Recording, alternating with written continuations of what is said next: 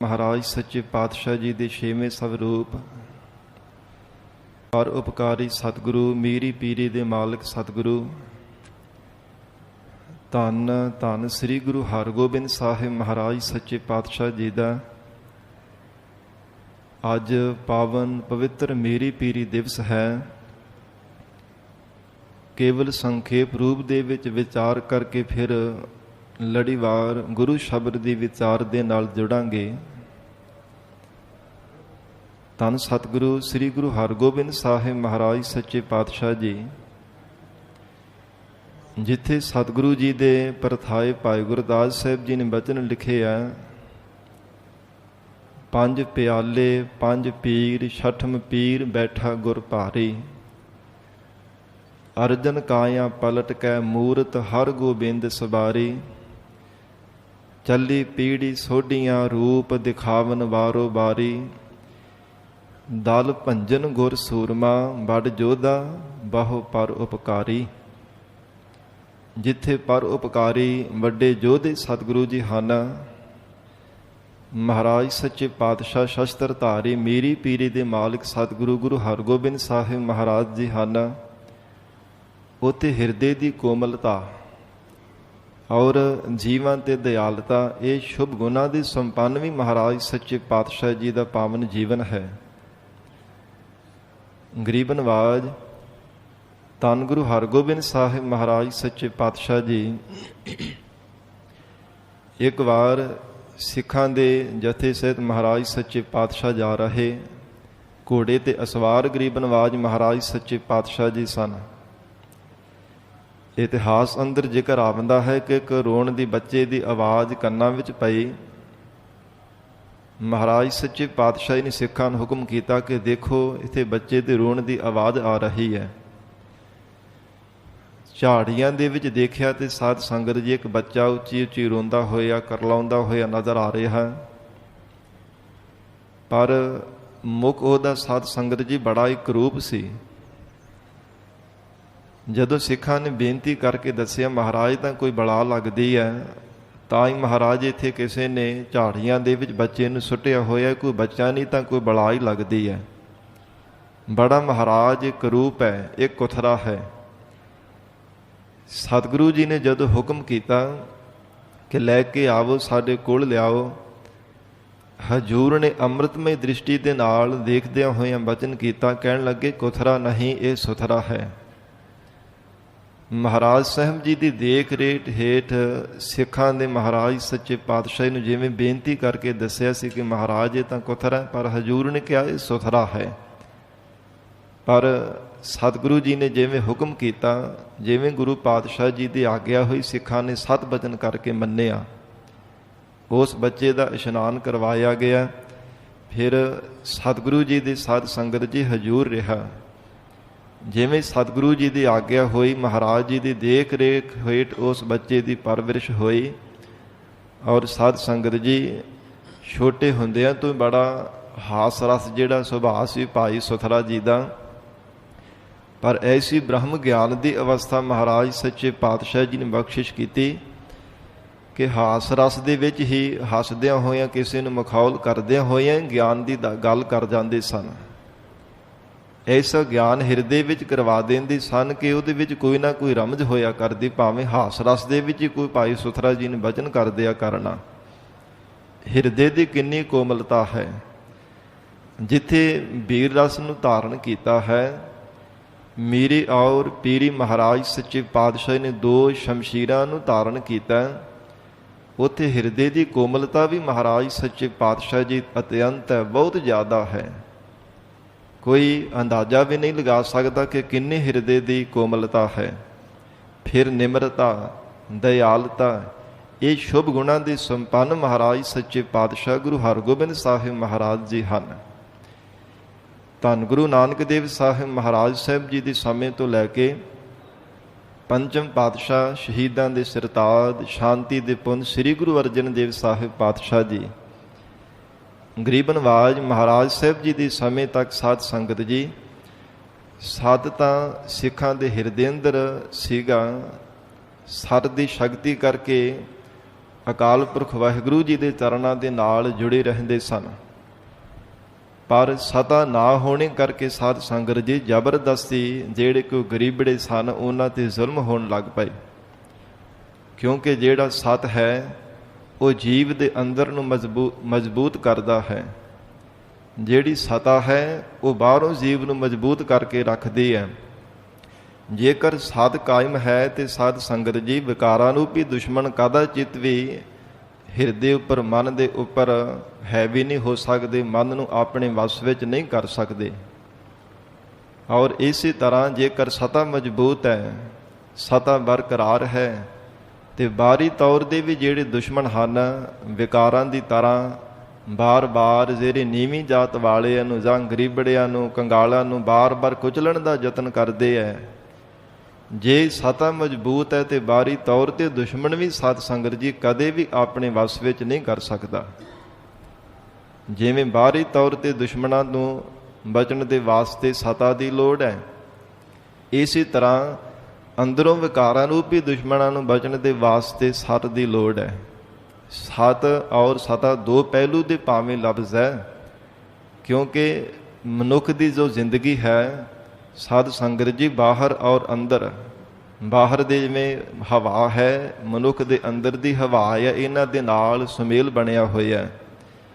ਪੰਜਾਂ ਤੱਤਾਂ ਦਾ ਸਰੀਰ ਪਰਮਾਤਮਾ ਨੇ ਬਣਾਇਆ, ਔਰ ਇਸੇ ਤਰ੍ਹਾਂ ਜਿਵੇਂ ਬਾਹਰ ਦੀ ਅੱਗ ਹੈ, ਮਨੁੱਖ ਦੇ ਅੰਦਰ ਦੀ ਜਿਹੜੀ ਅਗਨੀ ਹੈ ਇਹਦਾ ਮੇਲ ਬਣਿਆ ਹੋਇਆ ਹੈ। ਜੇ ਬਾਹਰ ਦੀ ਹਵਾ ਹੈ, ਬਾਹਰ ਦਾ ਪਾਣੀ ਹੈ, ਮਨੁੱਖ ਦੇ ਸਰੀਰ ਦੇ ਅੰਦਰ ਵੀ ਪਾਣੀ ਹੈ, ਇਹ ਮੇਲ ਬਣਿਆ ਰਵੇ ਤੇ ਸਾਧ ਸੰਗਤ ਜੀ ਸਰੀਰ ਦਰੁਸਤ ਰਹਿੰਦਾ ਹੈ, ਚੱਲਦਾ ਫਿਰਦਾ ਹੈ। ਪਰ ਜੇਕਰ ਹਵਾ ਦੇ ਨਾਲ ਰਿਸ਼ਤਾ ਟੁੱਟ ਜਾਵੇ, ਸਵਾਸ ਚੱਲਣੇ ਹਟ ਜਾਂਦੇ ਹੈ, ਮਨੁੱਖ ਦੀ ਮੌਤ ਹੋ ਜਾਂਦੀ ਹੈ। ਪਾਣੀ ਤੋਂ ਬਿਨਾਂ ਵੀ ਜੀਵ ਦਾ ਜਿਹੜਾ ਜੀਵਨ ਹੈ ਅਧੂਰਾ ਹੋ ਜਾਂਦਾ ਹੈ। ਇਸੇ ਪ੍ਰਕਾਰ ਜਿਵੇਂ ਮਨੁੱਖ ਦੇ ਅੰਦਰ ਇਹ ਪੰਜ ਤਾਤੇ ਆ ਨਾ, ਇਸੇ ਤਰ੍ਹਾਂ ਬਾਹਰੀ ਤੌਰ ਤੇ ਇਹਨਾਂ ਦੇ ਨਾਲ ਮੇਲ ਬਣਿਆ ਹੋਇਆ ਹੈ। ਤੇ ਮਹਾਰਾਜ ਸੱਚੇ ਪਾਤਸ਼ਾਹ ਧੰਨ ਗੁਰੂ ਅਰਜਨ ਦੇਵ ਸਾਹਿਬ ਮਹਾਰਾਜ ਜੀ ਦੇ ਸਮੇਂ ਤੱਕ ਸਤ ਤਾਂ ਸਿੱਖਾਂ ਦੇ ਅੰਦਰ ਸੀ, ਜੋ ਗਰੀਬ ਨਵਾਜ ਮਹਾਰਾਜ ਸੱਚੇ ਪਾਤਸ਼ਾਹ ਜੀ ਨੇ ਨਾਮ ਦੇ ਨਾਲ ਜੋੜ ਕਰਕੇ ਇਹ ਬਖਸ਼ਿਸ਼ ਕੀਤਾ ਸੀ। ਪਰ ਸਿੱਖਾਂ ਦੇ ਕੋਲ ਸਤਾ ਨਾ ਹੋਣੇ ਕਰਕੇ ਸਾਧ ਸੰਗਤ ਜੀ ਜ਼ਬਰਦਸਤੀ ਜਿਹੜੇ ਕੋਈ ਹਾਕਮ ਸਨ ਉਹ ਕੁਚਲਣ ਦਾ ਯਤਨ ਕਰ ਰਹੇ ਸਨ, ਸਤਾ ਨਾ ਹੋਣੇ ਕਰਕੇ। ਇਸੇ ਲਈ ਧੰਨ ਸਤਿਗੁਰੂ ਸ੍ਰੀ ਗੁਰੂ ਹਰਗੋਬਿੰਦ ਸਾਹਿਬ ਮਹਾਰਾਜ ਸੱਚੇ ਪਾਤਸ਼ਾਹ ਜੀ ਨੇ ਪਿਤਾ ਸਤਿਗੁਰੂ ਸ੍ਰੀ ਗੁਰੂ ਅਰਜਨ ਦੇਵ ਸਾਹਿਬ ਮਹਾਰਾਜ ਜੀ ਦੀ ਸ਼ਹਾਦਤ ਤੋਂ ਬਾਅਦ ਵਿੱਚ ਹਜ਼ੂਰ ਨੇ ਜਿਸ ਸਮੇਂ ਸ੍ਰੀ ਅਕਾਲ ਤਖਤ ਸਾਹਿਬ ਜੀ ਦੀ ਰਚਨਾ ਕੀਤੀ ਹੈ, ਇਤਿਹਾਸ ਵਿੱਚ ਜ਼ਿਕਰ ਆਉਂਦਾ ਹੈ 5 ਹਾੜ ਐਤਵਾਰ ਦਾ ਦਿਨ ਸੀ, ਸੰਮਤ 1666 ਬਿਕਰਮੀ ਨੂੰ ਗਰੀਬ ਨਵਾਜ ਮਹਾਰਾਜ ਸੱਚੇ ਪਾਤਸ਼ਾਹ ਜੀ ਨੇ ਸ੍ਰੀ ਅਕਾਲ ਤਖਤ ਸਾਹਿਬ ਜੀ ਦੀ ਰਚਨਾ ਕਰਨਾ ਕੀਤੀ ਹੈ। ਹਜ਼ੂਰ ਨੇ ਆਪਣੇ ਕਰ ਕਮਲਾਂ ਦੇ ਨਾਲ ਔਰ ਨਾਲ ਬਾਬਾ ਬੁੱਢਾ ਸਾਹਿਬ ਜੀ ਨੂੰ ਲਗਾਇਆ ਗਿਆ ਔਰ ਇਹ ਹੁਕਮ ਕਰ ਦਿੱਤਾ ਸ੍ਰੀ ਅਕਾਲ ਤਖਤ ਸਾਹਿਬ ਜੀ ਦੀ ਰਚਨਾ ਕਰਕੇ ਜਦੋਂ ਹਜ਼ੂਰ ਨੂੰ ਸਾਧ ਸੰਗਤ ਜੀ ਜੋ ਰਸਮ ਜਿਵੇਂ ਗੁਰੂ ਘਰ ਦੀ ਹੈ ਨਾ, ਭਾਵੇਂ ਪਹਿਲਾਂ ਹਜ਼ੂਰ ਬਚਨ ਕਰਕੇ ਗਏ ਸਨ ਕਿ ਗੁਰਤਾ ਗੱਦੀ ਦੀ ਦਾਤ ਸਾਡੇ ਸਾਹਿਬਜ਼ਾਦਾ ਗੁਰੂ ਹਰਗੋਬਿੰਦ ਸਾਹਿਬ ਮਹਾਰਾਜ ਜੀ ਨੂੰ ਬਖਸ਼ੀ ਹੈ, ਪਰ ਬਾਅਦ ਵਿੱਚ ਬਹੁਤ ਭਾਰੀ ਸੰਗਤ ਦਾ ਇਕੱਠ ਕੀਤਾ ਗਿਆ। ਸਮੁੱਚੀ ਸੰਗਤ ਨੂੰ ਬੁਲਾ ਕੇ ਦੂਰ ਦੂਰ ਹੁਕਮਨਾਮੇ ਸਾਹਿਬ ਭੇਜ ਕੇ ਸਾਧ ਸੰਗਤ ਜੀ ਦੁਬਾਰਾ ਫਿਰ ਰਸਮ ਨੂੰ ਅਦਾ ਕੀਤਾ ਗਿਆ। ਤੇ ਸਤਿਗੁਰੂ ਸ੍ਰੀ ਗੁਰੂ ਹਰਗੋਬਿੰਦ ਸਾਹਿਬ ਮਹਾਰਾਜ ਸਾਹਿਬ ਜੀ ਨੇ ਬਾਬਾ ਬੁੱਢਾ ਜੀ ਨੂੰ ਇਹ ਬਚਨ ਕੀਤਾ ਕਿ 2 ਕਿਰਪਾਨਾਂ ਭੇਟ ਕੀਤੀਆਂ ਜਾਣ। ਮਹਾਰਾਜ ਸੱਚੇ ਪਾਤਸ਼ਾਹ ਜੀ ਦੀ ਆਗਿਆ ਮੰਨ ਕੇ ਬਾਬਾ ਬੁੱਢਾ ਜੀ 2 ਸ਼ਮਸ਼ੀਰਾਂ ਲੈ ਕਰਕੇ ਆਏ, ਇੱਕ ਮੀਰੀ ਔਰ ਦੂਜੀ ਪੀਰੀ। ਇਸੇ ਲਈ ਮਹਾਰਾਜ ਸਾਹਿਬ ਜੀ ਨੂੰ ਮੀਰੀ ਔਰ ਪੀਰੀ ਦੇ ਮਾਲਕ ਗੁਰੂ ਹਰਗੋਬਿੰਦ ਸਾਹਿਬ ਸੱਚੇ ਪਾਤਸ਼ਾਹ ਜੀ ਨੂੰ ਯਾਦ ਕੀਤਾ ਜਾਂਦਾ ਹੈ। ਜਿੱਥੇ ਵੱਡੇ ਯੋਧੇ ਕਰਕੇ ਪਰ ਉਪਕਾਰੀ ਕਰਕੇ ਹਿਰਦੇ ਦੀ ਕੋਮਲਤਾ ਹਿਰਦੇ ਦੀ ਦਇਆਲਤਾ ਕਰਕੇ ਸਤਿਗੁਰੂ ਜੀ ਨੂੰ ਯਾਦ ਕਰਦੇ ਹਾਂ, ਉੱਥੇ ਮੀਰੀ ਔਰ ਪੀਰੀ ਦੇ ਮਾਲਕ ਮਹਾਰਾਜ ਸੱਚੇ ਪਾਤਸ਼ਾਹ ਨੂੰ ਕਹਿ ਕੇ ਯਾਦ ਕੀਤਾ ਜਾਂਦਾ ਹੈ। ਜਿਸ ਸਮੇਂ ਹਜ਼ੂਰ ਨੇ ਹੁਕਮ ਕੀਤਾ, ਮੀਰੀ ਔਰ ਪੀਰੀ ਦੀਆਂ 2 ਸ਼ਮਸ਼ੀਰਾਂ ਮਹਾਰਾਜ ਸੱਚੇ ਪਾਤਸ਼ਾਹ ਜੀ ਨੇ ਧਾਰਨ ਕੀਤੀਆਂ ਔਰ ਸਾਧ ਸੰਗਤ ਜੀ ਸ੍ਰੀ ਅਕਾਲ ਤਖਤ ਸਾਹਿਬ ਜੀ ਤੇ ਮਹਾਰਾਜ ਸੱਚੇ ਪਾਤਸ਼ਾਹ ਜੀ ਵੀਰ ਆਸਣ ਲਾ ਕਰਕੇ ਬੈਠ ਗਏ। ਹਜ਼ੂਰ ਨੇ ਭਰੇ ਹੋਏ ਸੰਗਤ ਦੇ ਇਕੱਠ ਵਿੱਚ ਇਹ ਬਚਨ ਕੀਤਾ ਕਿ ਐ ਸਿੱਖ ਸੰਗਤ ਜੀ, ਜਿਵੇਂ ਪਹਿਲਾਂ ਗੁਰੂ ਨਾਨਕ ਪਾਤਸ਼ਾਹੀ ਦੇ ਘਰ ਦੀਆਂ ਖੁਸ਼ੀਆਂ ਪ੍ਰਾਪਤ ਕਰਨ ਦੇ ਵਾਸਤੇ ਚੰਗੇ ਚੰਗੇ ਉਪਹਾਰ, ਚੰਗੀਆਂ ਚੰਗੀਆਂ ਵਸਤੂਆਂ, ਚੰਗੀਆਂ ਭੇਟਾਵਾਂ ਲਿਆ ਕੇ ਅਰਪਣ ਕਰਕੇ ਖੁਸ਼ੀਆਂ ਪ੍ਰਾਪਤ ਕਰਿਆ ਕਰਦੇ ਸੋ, ਪਰ ਹੁਣ ਜੇਕਰ ਸਾਡੀਆਂ ਖੁਸ਼ੀਆਂ ਪ੍ਰਾਪਤ ਕਰਨੀਆਂ ਹਨ, ਗੁਰੂ ਘਰ ਦੇ ਵੀ ਚੰਗੀ ਚੰਗੀ ਨਸਲ ਦੇ ਘੋੜੇ, ਚੰਗੇ ਚੰਗੇ ਸ਼ਸਤਰ, ਚੰਗੀ ਜਾਤ ਦੇ ਸ਼ਸਤਰ ਲਿਆ ਕੇ ਭੇਟਾ ਕਰੋ। ਜਵਾਨੀਆਂ ਗੁਰੂ ਘਰ ਦੇ ਵਿੱਚ ਲਿਆ ਕਰਕੇ ਅਰਪਣ ਕਰ ਦੇਵੋ। ਜਿਹਦੇ ਕੋਲ 4 ਪੁੱਤਰ ਹੈ, 2 ਪੁੱਤਰ ਗੁਰੂ ਘਰ ਦੇ ਵਿੱਚ ਅਰਪਣ ਕਰ ਦੇਵੋ। ਜਿਸ ਕੋਲ 2 ਹਨ, ਉਹ 1 ਪੁੱਤਰ ਆਪਣਾ ਗੁਰੂ ਘਰ ਦੇ ਵਿੱਚ ਭੇਟ ਕਰ ਦੇਵੇ। ਮਹਾਰਾਜ ਕਹਿਣ ਲੱਗੇ, ਗੁਰਸਿੱਖੋ, ਤੁਹਾਡੇ ਉੱਪਰ ਬਹੁਤ ਖੁਸ਼ੀ ਹੋਵੇਗੀ ਜੇ ਚੰਗੀ ਚੰਗੀ ਜਾਤ ਦੇ ਸ਼ਸਤਰ ਲਿਆ ਕੇ ਗੁਰੂ ਘਰ ਦੇ ਵਿੱਚ ਭੇਟ ਕਰੋਗੇ। ਜਦੋਂ ਇਹ ਮਹਾਰਾਜ ਸੱਚੇ ਪਾਤਸ਼ਾਹ ਜੀ ਦਾ ਹੁਕਮ ਸੁਣਿਆ ਤੇ ਇੱਕ ਵਾਰ ਤਾਂ ਸਾਰੀ ਸੰਗਤ ਸੁਣ ਕਰਕੇ ਬਹੁਤ ਹੈਰਾਨ ਹੋ ਗਈ। ਮਹਾਰਾਜ ਸੱਚੇ ਪਾਤਸ਼ਾਹ ਗਰੀਬ ਨਵਾਜ ਦੀਨ ਦੁਨੀਆ ਦੇ ਮਾਲਕ ਸਤਿਗੁਰੂ ਗੁਰੂ ਹਰਗੋਬਿੰਦ ਸਾਹਿਬ ਸੱਚੇ ਪਾਤਸ਼ਾਹ ਜੀ ਨੇ ਕੈਸਾ ਅੱਜ ਬਚਨ ਕੀਤਾ, ਕਿਉਂਕਿ ਵੱਡੇ ਸਤਿਗੁਰੂ ਜੀ ਅਜਿਹਾ ਬਚਨ ਕਦੇ ਵੀ ਨਹੀਂ ਸਨ ਕਰਦੇ, ਨਾ ਕਦੇ ਕਿਸੇ ਨੇ ਸੁਣਿਆ ਸੀ। ਪਰ ਅੱਜ ਨਵ ਮਰਜ਼ਾਦਾ ਮਹਾਰਾਜ ਸੱਚੇ ਪਾਤਸ਼ਾਹ ਜੀ ਨੇ ਕਾਇਮ ਕਰ ਦਿੱਤੀ ਹੈ। ਕਿਉਂਕਿ ਸਾਧ ਸੰਗਤ ਜੀ, ਜਿਹੜਾ ਇੱਕ ਬੰਦਗੀ ਕਰਨ ਵਾਲੇ ਸਤਿਪੁਰਸ਼ ਸੰਤ ਦਾ ਜੋ ਜੀਵਨ ਹੈ ਨਾ, ਉਹ ਜਿਵੇਂ ਕਿਹਾ ਜਾਂਦਾ ਹੈ ਕਿ ਕੋਈ ਬੰਦਗੀ ਕਰਦਾ ਹੈ, ਸਿਮਰਨ ਕਰਦਾ ਹੈ, ਜੋ ਸਤ ਦੇ ਵਿੱਚ ਪਰਪੱਕ ਰਹਿੰਦਾ, ਉਹ ਆਪਣੇ ਅੰਦਰ ਨੂੰ ਸਵਾਰ ਸਕਦਾ ਹੈ। ਪਰ ਜੇਕਰ ਸਤਾ ਨਾ ਕੋਲ ਹੋਵੇ ਤੇ ਬਾਹਰੀ ਤੌਰ ਤੇ ਜੇਕਰ ਸਾਧ ਸੰਗਤ ਦੀ ਜ਼ਿੰਦਗੀ ਜਿਹੜੀ ਨਰਕ ਭਰੀ ਜਿਉ ਰਿਹਾ ਹੋਵੇ, ਉਹ ਮਨੁੱਖ ਦਾ ਸਤ ਵੀ ਭੰਗ ਹੋ ਜਾਂਦਾ। ਉਹ ਸਤ ਵੀ ਮਨੁੱਖ ਦਾ ਕਾਇਮ ਨਹੀਂ ਰਹਿਣਾ ਕਰਦਾ। ਔਰ ਇਸੇ ਤਰ੍ਹਾਂ ਇਸ ਕਰਕੇ ਮਹਾਰਾਜ ਸੱਚੇ ਪਾਤਸ਼ਾਹ ਨੇ ਸਤ ਦੇ ਨਾਲ ਇਹ ਸਤਾ ਬਖਸ਼ਿਸ਼ ਕੀਤੀ ਹੈ। ਭਾਵ ਜੋ ਅੰਦਰ ਦਾ ਬਲ ਹੈ, ਪਰਮਾਤਮਾ ਦੀ ਸ਼ਕਤੀ ਹੈ, ਅਕਾਲ ਪੁਰਖ ਦਾ ਸਿਮਰਨ ਹੈ, ਉਸ ਦੇ ਨਾਲ ਨਾਲ ਮਹਾਰਾਜ ਸੱਚੇ ਪਾਤਸ਼ਾਹ ਜੀ ਨੇ ਸਿੱਖਾਂ ਨੂੰ ਇਹ ਹੁਕਮ ਕੀਤਾ ਕਿ ਸਤਾ ਨੂੰ ਧਾਰਨ ਕਰਨਾ, ਸ਼ਸਤਰਧਾਰੀ ਹੋਣਾ, ਸ਼ਸਤਰ ਵਿਦਿਆ ਦਾ ਅਭਿਆਸ ਕਰਨਾ। ਇਹ ਗੁਰੂ ਹਰਗੋਬਿੰਦ ਸਾਹਿਬ ਮਹਾਰਾਜ ਪਰਉਪਕਾਰੀ ਸਤਿਗੁਰੂ ਜੀ ਨੇ ਇਹ ਬਚਨ ਕੀਤੇ ਹੈ। ਇਸ ਬਾਬਤ ਜਦੋਂ ਦੂਰ ਦੂਰ ਤੱਕ ਪਤਾ ਲੱਗਾ ਤੇ ਸਾਧ ਸੰਗਤ ਜੀ, ਜਿਹੜੇ ਕੋਈ ਕਾਇਰ ਸਨ ਜਾਂ ਫਿਰ ਜਿਹੜੇ ਕੋਈ ਗੁਰੂ ਘਰ ਦੇ ਨਿੰਦਕ ਸਨ, ਉਹਨਾਂ ਨੂੰ ਚੰਗਾ ਨਾ ਲੱਗਾ ਕਿ ਇਹ ਤਾਂ ਫਕੀਰਾਂ ਦੀ ਗੱਦੀ ਤੁਰੀ ਆ ਰਹੀ ਹੈ, ਇਹਦੇ ਵਿੱਚ ਸ਼ਸਤਰਧਾਰੀ ਹੋਣਾ, ਫਿਰ ਘੋੜੇ ਤੇ ਚੜ੍ਹ ਕੇ ਘੋੜ ਅਸਵਾਰੀ ਕਰਨੀ, ਨੇਜਾਬਾਜ਼ੀ ਕਰਨੀ, ਸ਼ਸਤਰਾਂ ਦੇ ਨਾਲ ਪਿਆਰ ਕਰਨਾ, ਸ਼ਸਤਰਧਾਰੀ ਸਨੱਧ ਬਰ ਤਿਆਰ ਹੋ ਕਰਕੇ ਰਹਿਣਾ, ਇਹ ਤਾਂ ਇੱਕ ਬਹੁਤ ਵੱਖਰੀ ਜਿਹੀ ਰੀਤ ਇਹ ਗੁਰੂ ਪਾਤਸ਼ਾਹੀ ਦੇ ਘਰ ਦੇ ਵਿੱਚ ਚੱਲ ਗਈ ਹੈ। ਪਰ ਮਹਾਰਾਜ ਸੱਚੇ ਪਾਤਸ਼ਾਹ ਅੰਤਰਜਾਮੀ ਸਤਿਗੁਰੂ ਜੀ ਨੇ ਇਸੇ ਕਰਕੇ ਸਾਧ ਸੰਗਤ ਤੇ ਨਵ ਮਰਜ਼ਾਦਾ ਨੂੰ ਕਾਇਮ ਕੀਤਾ ਕਿ ਆਉਣ ਵਾਲੇ ਸਮੇਂ ਵਿੱਚ ਜਿੱਥੇ ਸਤ ਦੀ ਲੋੜ ਹੈ, ਉੱਥੇ ਨਾਲ ਨਾਲ ਸਤਾ ਦੀ ਵੀ ਬਹੁਤ ਜ਼ਿਆਦਾ ਲੋੜ ਹੈ। ਸਤ ਤਾਂ ਹੀ ਕਾਇਮ ਰਹੇਗਾ ਜੇਕਰ ਸਤਾ ਕੋਲ ਹੋਵੇਗੀ। ਜੇ ਸਤਾ ਨਾ ਕੋਲ ਹੋਵੇਗੀ ਤੇ ਸਤ ਨਹੀਂ ਕਾਇਮ ਰਹਿ ਸਕਦਾ। ਤੇ ਸਤਾ ਵੀ ਤਾਂ ਕਾਇਮ ਰਹਿ ਸਕਦੀ ਜੇ ਸਤ ਕੋਲ ਹੋਵੇ। ਭਾਵ ਸਤ ਔਰ ਸਤਾ, ਅੰਦਰ ਦਾ ਬਲ ਔਰ ਬਾਹਰੀ ਤੌਰ ਦਾ ਜੋ ਬਲ ਹੈ, ਇਹ ਦੋਵੇਂ ਹੋਣੇ ਬਹੁਤ ਜ਼ਿਆਦਾ ਜੀਵਨ ਦੇ ਵਿੱਚ ਜ਼ਰੂਰੀ ਹੈ। ਮਹਾਰਾਜ ਸੱਚੇ ਪਾਤਸ਼ਾਹ, ਜੇਕਰ ਗੁਰੂ ਹਰਗੋਬਿੰਦ ਸਾਹਿਬ ਸੱਚੇ ਪਾਤਸ਼ਾਹ ਜੀ ਨੇ ਆਪਣੇ ਸਿੱਖਾਂ ਨੂੰ ਸਤ ਦੇ ਨਾਲ ਨਾਲ ਸਤਾ ਵੀ ਬਖਸ਼ੀ ਹੈ ਨਾ, ਸ਼ਸਤਰ ਧਾਰੀ ਕਰਾਇਆ, ਤਾਂ ਹੀ ਸਾਧ ਸੰਗਤ ਜੀ ਮੁਗਲਾਂ ਨੂੰ ਬਾਰ-ਬਾਰ ਮੂੰਹ ਦੀ ਖਾਣੀ ਪਈ ਹੈ। ਸਤਿਗੁਰੂ ਜੀ ਨੇ 4 ਜੰਗਾਂ ਆਪਣੇ ਜੀਵਨ ਦੇ ਵਿੱਚ ਲੜੀਆਂ ਹਨ। 4 ਜੰਗਾਂ ਦੇ ਵਿੱਚ ਮਹਾਰਾਜ ਸੱਚੇ ਪਾਤਸ਼ਾਹ ਜੀ ਨੇ ਜਿੱਤ ਪ੍ਰਾਪਤ ਕੀਤੀ ਹੈ। ਹਜ਼ੂਰ ਨੇ 4 ਜੰਗਾਂ ਨੂੰ ਫਤਿਹ ਕਰਨਾ ਕੀਤਾ। ਜੇਕਰ ਮੁਗਲ ਖਾਨ ਪਠਾਨ ਚੜ੍ਹ ਕਰਕੇ ਆਵੰਦਾ, 7000 ਫੌਜ ਬਿਨਾਂ ਦੱਸੇ ਆ ਜਾਂਦਾ। ਰਾਤ ਦੇ ਸਮੇਂ ਗਰੀਬ ਨਵਾਜ ਸਤਿਗੁਰੂ ਜੀ ਦੇ ਚਰਨਾਂ ਵਿੱਚ ਸਿੱਖ ਬੇਨਤੀ ਕਰਕੇ ਦੱਸਦੇ ਨੇ, ਮਹਾਰਾਜ ਸੱਚੇ ਪਾਤਸ਼ਾਹ ਮੁਗਲ ਮਾਰ ਲਓ ਕਰਦੇ ਹੋਏ ਚੜ੍ਹ ਕੇ ਆ ਰਹੇ ਆ, ਜਾ ਅਲੀ ਦੇ ਨਾਰੇ ਲਾਉਂਦੇ ਹੋਏ ਆ ਰਹੇ ਨੇ। ਹਜ਼ੂਰ ਨੇ ਲੋਹਗੜ੍ਹ ਸਾਹਿਬ ਵਾਲਾ ਜੋ ਅਸਥਾਨ ਅੰਮ੍ਰਿਤਸਰ ਸਾਹਿਬ ਦੀ ਧਰਤੀ ਤੇ ਸਤਿਗੁਰੂ ਜੀ ਨੇ ਬਣਾਵਣਾ ਕੀਤਾ। ਮਹਾਰਾਜ ਸੱਚੇ ਪਾਤਸ਼ਾਹ ਕਹਿਣ ਲੱਗੇ, ਸਿੱਖੋ ਜਾਵੋ, ਸਾਡਾ ਹੁਕਮ ਮੰਨ ਲਓ, ਜਾਓ ਜਾ ਕਰਕੇ ਵੱਡੀ ਸਾਰੀ ਲੱਕੜ ਲੈ ਕੇ ਸਾਹਮਣੇ ਦੁਸ਼ਮਣਾਂ ਦੇ ਜਾ ਕੇ ਰੱਖ ਦੇਣਾ ਕਰੋ। ਕਹਿੰਦੇ ਮਹਾਰਾਜ ਕੋਈ ਹਿਰਨ ਥੋੜ੍ਹੀ ਆ ਫੌਜਾਂ ਨੇ ਕਿ ਲੱਕੜ ਦੇਖ ਕਰਕੇ ਡਰ ਜਾਣਗੇ। ਪਰ ਹਜੂਰ ਦੀ ਸਾਧ ਸੰਗਤ ਉੱਥੇ ਕਲਾ ਵੀ ਵਰਤੀ। ਅੱਜ ਵੀ ਲੱਕੜ ਉਹ ਮੌਜੂਦ ਹੈ ਉਸੇ ਤਰ੍ਹਾਂ ਹੀ। ਮਹਾਰਾਜ ਸੱਚੇ ਪਾਤਸ਼ਾਹ ਸਤਿਗੁਰਾਂ ਦਾ ਵਚਨ ਮੰਨਿਆ, ਜੋ ਵੀ ਇੱਟਾਂ ਪੱਥਰ ਸਨ ਸਭ ਉਹ ਲੱਕੜ ਦੇ ਵਿੱਚ ਪਾ ਕੇ ਘਾਟਾ ਮਿੱਟੀ ਆਦਿਕ ਜਿਵੇਂ ਪਲੀਤਾ ਦਾਗੀਦਾ, ਇਸੇ ਤਰ੍ਹਾਂ ਗੋਲੇ ਬਣ ਬਣ ਕੇ ਦੁਸ਼ਮਣਾਂ ਦੇ ਉੱਪਰ ਜਾ ਕੇ ਡਿੱਗਦੇ ਸਨ।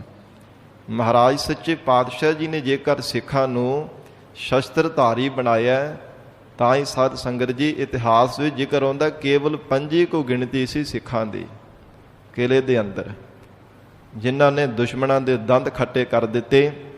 7000 ਫੌਜ ਮੁਗਲ ਖਾਨ ਪਠਾਨ ਲੈ ਕੇ ਆਇਆ ਸੀ, ਪਰ ਮਹਾਰਾਜ ਸੱਚੇ ਪਾਤਸ਼ਾਹ ਜੀ ਦੇ ਬਲ ਵਾਲੇ ਸੱਤ ਤੇ ਸਤਾ ਵਾਲੇ ਸਿੱਖਾਂ ਦੇ ਅੱਗੇ, ਸ਼ਸਤਰਧਾਰੀ ਸਿੱਖਾਂ ਦੇ ਅੱਗੇ ਸਾਧ ਸੰਗਤ ਜੀ ਗੋਡੇ ਟੇਕਣੇ ਪਏ ਹੈ। ਇਹ ਮਹਾਰਾਜ ਸੱਚੇ ਪਾਤਸ਼ਾਹ ਗਰੀਬ ਨਵਾਜ ਸਤਿਗੁਰੂ ਜੀ ਨੇ 4 ਜੰਗਾਂ ਲੜੀਆਂ ਨੇ, 4 ਦੇ ਵਿੱਚ ਫਤਿਹ ਪ੍ਰਾਪਤ ਕੀਤੀ ਹੈ, ਕਿਉਂਕਿ ਸਤ ਦੇ ਨਾਲ ਸਤਾ ਨੂੰ ਧਾਰਨ ਕੀਤਾ ਹੈ। ਜੇਕਰ ਸਤਾ ਨਾ ਹੁੰਦੀ ਤੇ ਸਾਧ ਸੰਗਤ ਜੀ ਫਿਰ ਦੁਸ਼ਮਣ ਜੇ ਅੱਗੇ ਸ਼ਸਤਰਧਾਰੀ ਹੋ ਕੇ ਚੜ੍ਹ ਕੇ ਆ ਰਿਹਾ ਤੇ ਕਿਵੇਂ ਉਹਦਾ ਮੁਕਾਬਲਾ ਕੀਤਾ ਜਾ ਸਕਦਾ ਸੀ? ਕਿਵੇਂ ਦੁਸ਼ਮਣ ਦੇ ਨਾਲ ਡਟ ਕੇ ਮੁਕਾਬਲਾ ਕਰਕੇ ਉਹਦੇ ਤੇ ਫਤਿਹ ਪ੍ਰਾਪਤ ਕੀਤੀ ਜਾਂਦੀ? ਜੀ ਸਤਾ ਸੀ ਤਾਂ ਹੀ ਸਾਧ ਸੰਗਤ ਜੀ ਇਹ ਮਹਾਰਾਜ ਸੱਚੇ ਪਾਤਸ਼ਾਹ ਜੀ ਮਿਹਰ ਦੇ ਨਾਲ ਜੇ ਸ਼ਸਤਰਧਾਰੀ ਸੀ ਤਾਂ ਹੀ ਹਰ ਸਮੇਂ ਫਤਿਹ ਪ੍ਰਾਪਤ ਕੀਤੀ ਹੈ।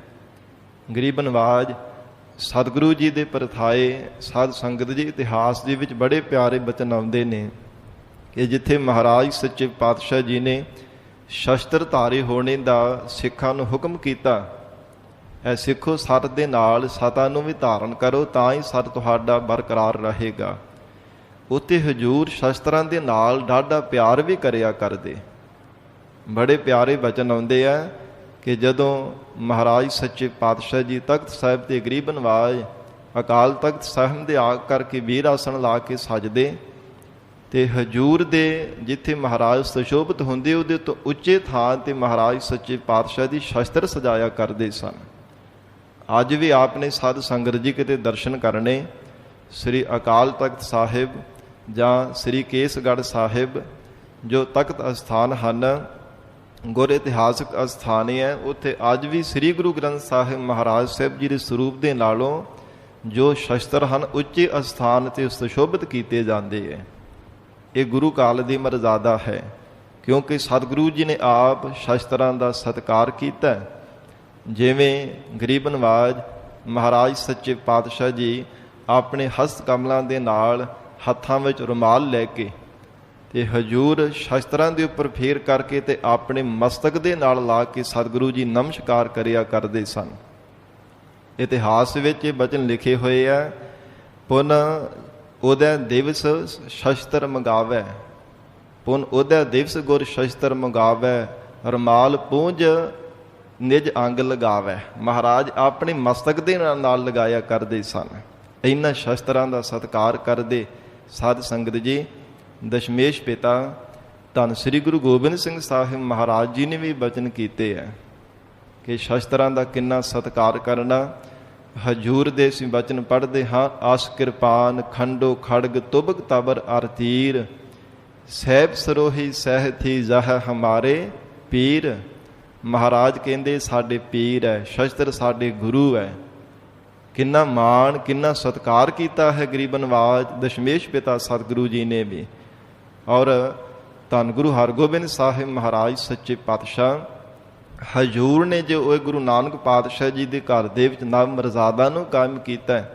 ਸਾਧ ਸੰਗਤ ਜੀ ਇਹ ਬਹੁਤ ਸਭ ਦੇਖ ਕਰਕੇ ਹੈਰਾਨ ਹੋਏ ਸਨ। ਪਰ ਜੋ ਸਤਿਗੁਰੂ ਜੀ ਨੇ ਸਾਨੂੰ ਸ਼ਸਤਰਧਾਰੀ ਬਣਾਇਆ ਹੈ, ਸ਼ਸਤਰ ਵਿਦਿਆ ਦਾ ਅਭਿਆਸ ਕਰਨੇ ਦਾ ਮਹਾਰਾਜ ਸੱਚੇ ਪਾਤਸ਼ਾਹ ਜੀ ਨੇ ਹੁਕਮ ਕੀਤਾ ਹੈ, ਇਹਦੇ ਨਾਲ ਤਾਂ ਸਾਧ ਸੰਗਤ ਜੀ ਬਹੁਤ ਸਾਨੂੰ ਲਾਭ ਪ੍ਰਾਪਤ ਹੁੰਦਾ ਹੈ। ਸਵੈ ਰੱਖਿਆ ਵਾਸਤੇ ਵੀ ਹੈ ਔਰ ਗਰੀਬਾਂ ਮਜ਼ਲੂਮਾਂ ਦੇ ਉੱਪਰ ਸਾਧ ਸੰਗਤ ਜੀ ਅਤਿਆਚਾਰ ਹੋਣੇ ਤੇ ਹੈ, ਉਹਨਾਂ ਨੂੰ ਬਚਾਉਣ ਦੇ ਵਾਸਤੇ, ਪਰ ਰੱਖਿਆ ਵਾਸਤੇ ਵੀ ਤੇ ਸਵੈ ਰੱਖਿਆ ਵਾਸਤੇ ਵੀ ਮਹਾਰਾਜ ਸੱਚੇ ਪਾਤਸ਼ਾਹ ਜੀ ਨੇ ਹੁਕਮ ਕੀਤਾ ਹੈ।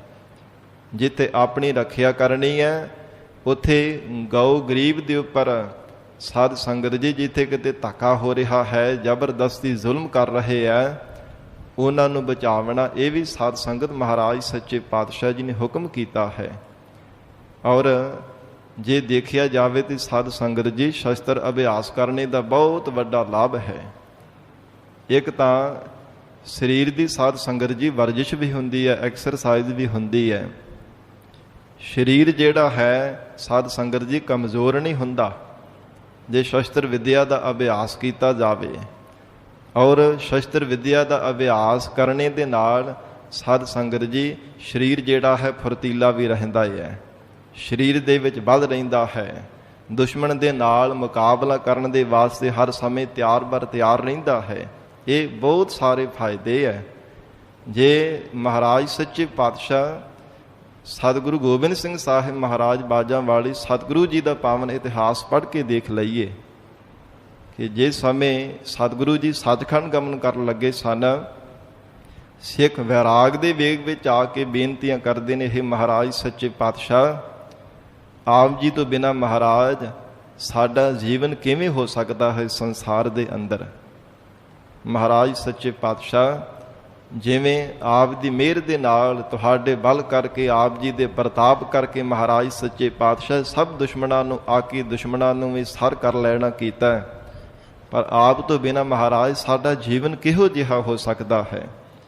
ਤੇ ਦਸ਼ਮੇਸ਼ ਪਿਤਾ ਸਤਿਗੁਰੂ ਜੀ ਨੇ ਇਹੋ ਹੀ ਬਚਨ ਕਹੇ ਸਨ, ਇਹ ਖਾਲਸਾ ਜੀ ਜੇ ਜੀਵਨ ਦੇ ਵਿੱਚ ਸ਼ਸਤਰ ਵਿਦਿਆ ਦਾ ਅਭਿਆਸ ਕਰੋਗੇ ਔਰ ਗੁਰੂ ਸ਼ਬਦ ਦਾ ਅਭਿਆਸ ਕਰੋਗੇ, ਕੋਈ ਵੀ ਦੁਨੀਆ ਦੀ ਤਾਕਤ ਤੁਹਾਨੂੰ ਝੁਕਾ ਨਹੀਂ ਸਕੇਗੀ। ਮਹਾਰਾਜ ਸੱਚੇ ਪਾਤਸ਼ਾਹ ਜੀ ਨੇ ਵੀ ਸਤ ਔਰ ਸਤਾ ਇਹ ਬਖਸ਼ੀ ਹੈ। ਸਤ ਕੀ ਹੈ? ਗੁਰੂ ਸ਼ਬਦ ਦਾ ਅਭਿਆਸ ਕਰਨਾ। ਸਤਾ ਕੀ ਹੈ? ਸ਼ਸਤਰ ਵਿਦਿਆ ਦਾ ਅਭਿਆਸ ਕਰਨਾ। ਇਹ ਮਹਾਰਾਜ ਸੱਚੇ ਪਾਤਸ਼ਾਹ ਜੀ ਨੇ ਬਚਨ ਕਹੇ ਸਨ ਸੱਚਖੰਡ ਗਮਨ ਕਰਨੇ ਤੋਂ ਪਹਿਲਾਂ। ਔਰ ਸਾਧ ਸੰਗਤ ਜੀ ਜੇਕਰ ਜਿਨ੍ਹਾਂ ਨੇ ਇਹ ਬਚਨ ਯਾਦ ਰੱਖੇ ਹੈ ਨਾ, ਉਹਨਾਂ ਨੂੰ ਬਹੁਤਾ ਔਕੜ ਦਾ ਸਮਾਂ ਨਹੀਂ ਝਾਕਣਾ ਪਿਆ। ਜੇਕਰ ਕਿਤੇ ਕੋਈ ਔਕੜ ਦਾ ਸਮਾਂ ਆਇਆ, ਸਾਧ ਸੰਗਤ ਜੀ ਉਹਨਾਂ ਨੇ ਦੁਸ਼ਮਣਾਂ ਦਾ ਡਟ ਕਰਕੇ ਮੁਕਾਬਲਾ ਕੀਤਾ, ਜਿਨ੍ਹਾਂ ਨੇ ਗੁਰੂ ਬਚਨਾਂ ਨੂੰ ਯਾਦ ਰੱਖਿਆ ਹੈ ਕਿ ਖਾਲਸਾ ਜੀ ਜੇ ਗੁਰੂ ਸ਼ਬਦ ਦਾ ਅਭਿਆਸ ਕਰਨਾ ਤੇ ਨਾਲ ਨਾਲ ਸ਼ਸਤਰ ਵਿਦਿਆ ਦਾ ਵੀ ਅਭਿਆਸ ਕਰਨਾ ਹੈ। ਜੇ ਮਹਾਰਾਜ ਸਾਹਿਬ ਜੀ ਦੇ ਇਹ ਬਚਨਾਂ ਨੂੰ ਯਾਦ ਰੱਖਿਆ ਤੇ ਸਾਧ ਸੰਗਤ ਜੀ ਬਹੁਤ ਹੀ ਉਹਨਾਂ ਨੂੰ ਜ਼ਿੰਦਗੀ ਵਿੱਚ ਕਦੇ ਮਾਰ ਨਹੀਂ ਖਾਣੀ ਪਈ ਜੇਕਰ ਕੋਈ ਦੁਸ਼ਮਣ ਚੜ੍ਹ ਕਰਕੇ ਆਇਆ।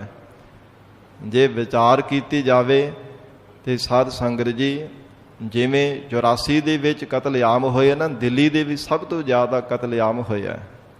ਉਹਦਾ ਕਾਰਨ ਕੀ ਸੀ? ਸਿੱਖਾਂ ਦੇ ਘਰਾਂ ਵਿੱਚ ਸਾਧ ਸੰਗਤ ਜੀ ਸ਼ਸਤਰ ਨਹੀਂ ਸਨ।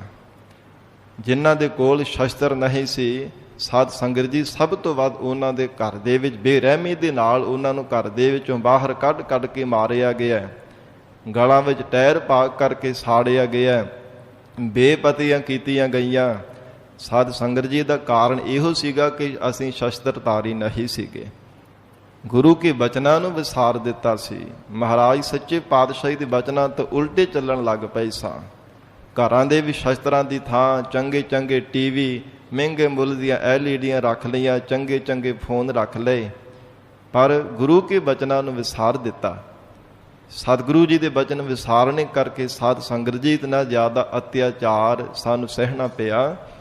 ਜੇ ਕਿਤੇ ਸ਼ਸਤਰ ਹੁੰਦੇ ਤੇ ਭਲਾ ਦੁਸ਼ਮਣ ਕਿਵੇਂ ਇਵੇਂ ਚੜ੍ਹ ਕਰਕੇ ਘਰ ਦੇ ਵਿੱਚ ਆ ਕੇ ਸਾਡੀਆਂ ਧੀਆਂ ਭੈਣਾਂ ਦੀਆਂ ਇੱਜ਼ਤਾਂ ਲੁੱਟ ਸਕਦੇ ਸਨ। ਡਟ ਕਰਕੇ ਮੁਕਾਬਲਾ ਕਰਨਾ ਸੀ ਜੇ ਸ਼ਸਤਰ ਕੋਲ ਹੁੰਦੇ ਤਾਂ, ਪਰ ਸਤਿਗੁਰੂ ਜੀ ਦੇ ਬਚਨ ਵਿਸਾਰਨੇ ਕਰਕੇ ਇੰਨੇ ਜ਼ਿਆਦਾ ਸਾਧ ਸੰਗਤ ਜੀ ਦੁੱਖ ਤੇ ਤਸੀਹੇ ਸਾਨੂੰ ਸਾਹਮਣੇ ਪਏ ਹੈ। ਇਸ ਲਈ ਸਤਿਗੁਰੂ ਜੀ ਦੇ ਬਚਨਾਂ ਨੂੰ ਸਾਨੂੰ ਯਾਦ ਰੱਖਣਾ ਚਾਹੀਦਾ ਹੈ।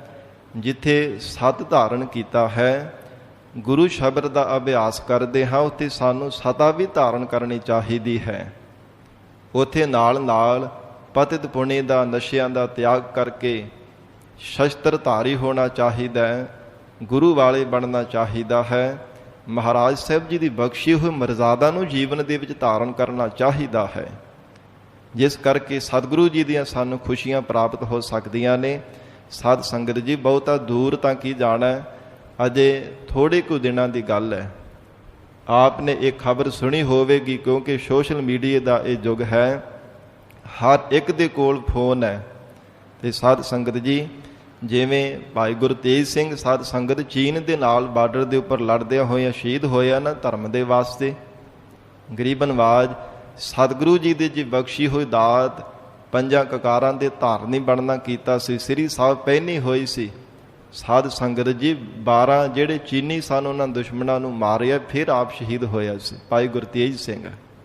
ਆਪ ਨੇ ਖਬਰ ਸੁਣੀ ਵੀ ਹੋਵੇਗੀ ਕਿ ਭਾਵੇਂ ਹੱਥ ਵੇੜ ਉਸ ਸਮੇਂ ਕੋਈ ਸ਼ਸਤਰ ਨਹੀਂ ਸੀਗਾ, ਉਸ ਸਮੇਂ ਨਾ ਕੋਈ ਰਿਵਾਲਵਰ ਬੰਦੂਕ ਭਾਵੇਂ ਹੋਰ ਸ਼ਸਤਰ ਨਹੀਂ ਸੀ, ਸ੍ਰੀ ਸਾਹਿਬ ਆਪਣੀ ਕੱਢ ਕੇ ਤੇ ਸਾਧ ਸੰਗਤ ਜੀ ਕਿੰਨਿਆਂ ਦੇ ਪੇਟ ਪਾੜ ਕਰਕੇ ਉਹਨਾਂ ਨੂੰ ਧਰਤੀ ਤੇ ਸੁੱਟ ਦਿੱਤਾ ਸੀ।